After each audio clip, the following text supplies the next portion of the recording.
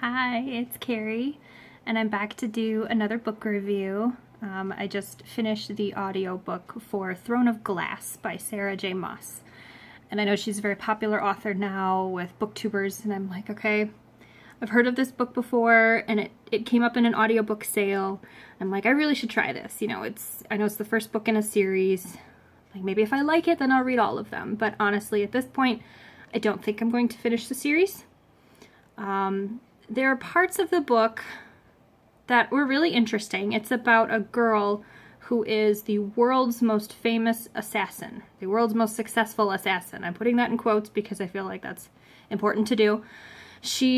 At the beginning of the story, she's locked away in this really high security prison, and she is taken out a year into her sentence to go and fight this competition for the king to become his personal assassin. She's in competition with, I don't even remember how many other people. A whole bunch of them die throughout the course of the books. I don't even remember how many they started with. And their deaths are just so flippantly mentioned, like, oh yeah, 2 more people died this week. I'm like, what? So there were parts of this book, I'm sorry if the camera's like shaky, I'm trying to balance this correctly and look at the proper place on my phone and not cover up the microphone. I'm sorry. There are parts of this book that it was a really good idea, but I don't feel like it was well executed. There were other parts that were interesting to read. I mean, I did get through the entire book, and I don't even know how many hours long it is. I think it's like 11 hours long. I mean, it's a fairly thick book, but the parts that I had issues with, when she's in competition, so she's an assassin, she's a world famous assassin, she has no reflexes of an assassin, at least in my opinion.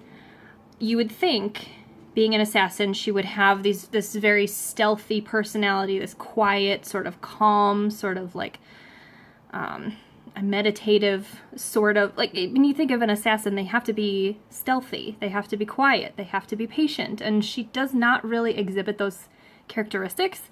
So for her to have gained the rank of world's most famous or world's best assassin or whatever it is, I find that hard to believe.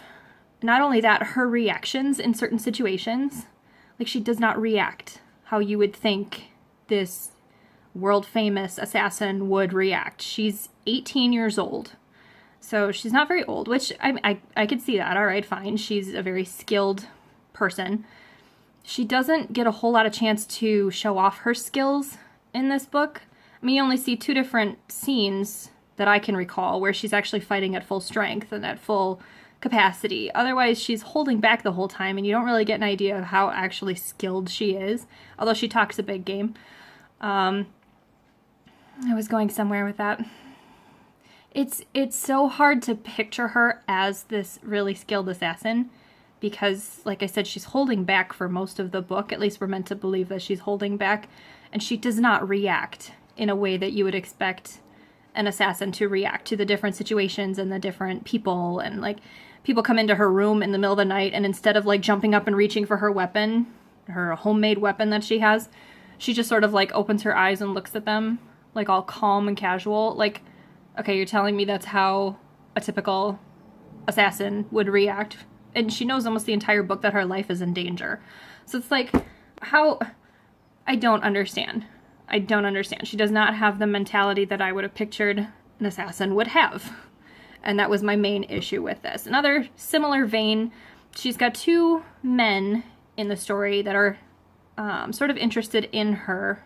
It's the captain of the guard. I don't even remember what his name is because they kept saying it throughout the book, and I kept thinking it was something else.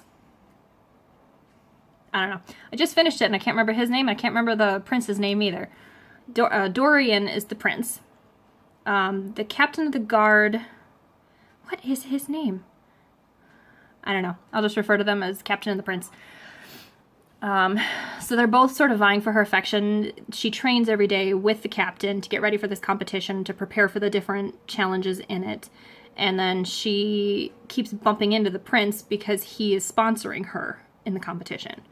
So they're both sort of circling around her, and she has this real emotional connection with the prince, but she also has this really sort of personal connection with the captain. So that was kind of interesting to read. But in the same vein, the prince doesn't react the way that you would think he would react. They hint at him having this previous serious relationship where he was courting this lady and he was like head over heels in love with her.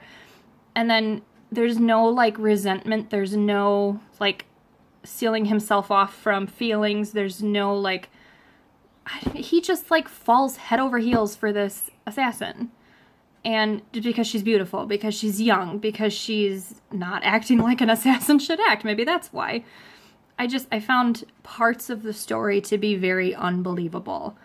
And not only that, the parts that you'd think would be interesting, the different tests that they have these people go through in the competition, the different competitors, it's all of these men and then her. And there's some creature, there's somebody, something killing off the different competitors just prior to their tasks. Well, that for some reason that's never like a main issue in the story. They just sort of like brush it under the rug, like, oh yeah, 2 more people died these 2 weeks. Like, what? How is nobody like flipping out over this and like making people leave the castle? Like, I don't understand. Why are they not ending the competition? This is dumb. And there's no reactions like you'd expect there to be. It was very uncliche in that way, but in a bad way. It just didn't make sense to me. And like the different tasks that they had to set them at, those would be skipped over. Some of those would be glossed over. Like at one point she said, we've had 3 more tests since then and I passed every one. I'm like, what? Can we see what those tests were? Like that's part of, like I'm thinking of this as like a Survivor kind of a book. Interesting. That's what I want to read. I don't want to read about her and her love interest that doesn't even like make any sense at all. Oh my God. So no, I don't feel like I will be continuing this series because the characters just don't make sense to me. The characters and the story ended in sort of a complete way, and now she's stuck in a 4-year contract with the king. It's a tiny spoiler. She wins the contest, go figure, because there's obviously multiple books. And she's now stuck in a 4-year contract to help this king and be his personal assassin, after which point she will be free. So the next books are going to go into her employment, I'm assuming. But as far as that, I don't even know. At the end of the book, spoiler alert, at the end of the book, she breaks up with the prince. Like, they're kind of together after the competition ends. You know, they're sort of together. They kiss a lot. But then she decides that she's not going to be with him because now she's employed by his dad. And that would just be weird. But then she starts making googly eyes at the captain of the guard because he saved her at the end of the competition. And it's just, oh God, these characters don't make sense to me at all. And I'm happy that I get to move on to something that makes a little more sense now. That was just my personal opinion. I know a lot of people do like the series, so I hope I don't offend anybody by posting this, but just wanted to get my opinions out there while it was still fresh in my mind, even though I can't think of that guy's name. Dorian was the prince, and the captain of the guard. I'm gonna think of it. I swear I'm gonna think of it as soon as I turn the camera off. I don't know. Doesn't matter. I hope you have a wonderful day, and I will see you all soon. It might be another book review. It might be something totally different. Apparently I do a lot of book reviews on this channel.